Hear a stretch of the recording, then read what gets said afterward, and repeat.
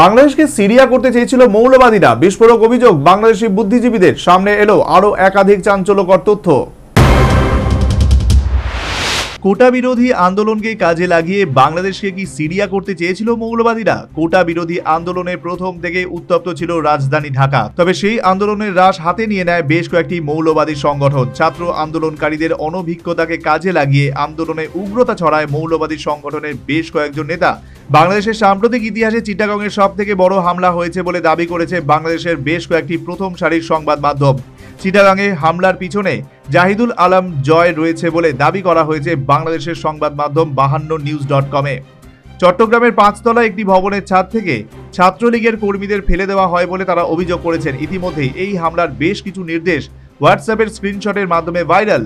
হামলার এই বিভৎসতার নির্দেশ গুরুত্ব দিয়ে প্রকাশ করেছে 52news.com কর্তৃপক্ষ। সূত্রের খবর, বৃহস্পতিবার রাতে জাহিদুল আলম জয়কে আটক করার জন্য অভিযান চালায় বাংলাদেশ পুলিশ। তাকে হেফাজতে নিয়েই এই হামলার নেপথ্য কারণ বার করতে চাইছে বাংলাদেশ প্রশাসনের সর্বোচ্চ আধিকারিকরা।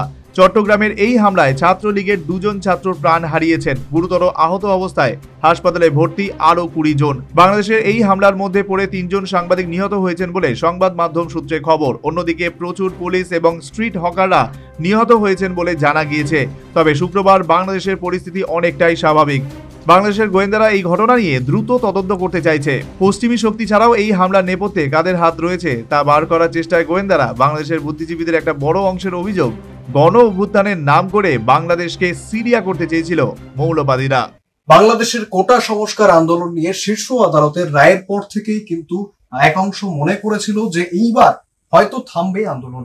তবে লাগাতার এখনো বিভিন্ন জায়গা থেকে বিক্ষিপ্ত অশান্তির খবর সামনে আসছে। সেনা টহল চলছে, তবে এখনো সম্পূর্ণ শান্ত হয়নি বাংলাদেশ। এরই মধ্যে একাধিক ওয়েবসাইট, নিউজ পোর্টালে কিন্তু উঠে আসছে চাঞ্চল্যকর সমস্ত দাবি, চাঞ্চল্যকর সমস্ত অভিযোগ। সেদিকে অবশ্যই নজর রাখছে বুদ্ধিজীবীরা। বলছেন, তবে কি বাংলাদেশকেও সিরিয়া বানাতে চেয়েছিল মৌলবাদীরা?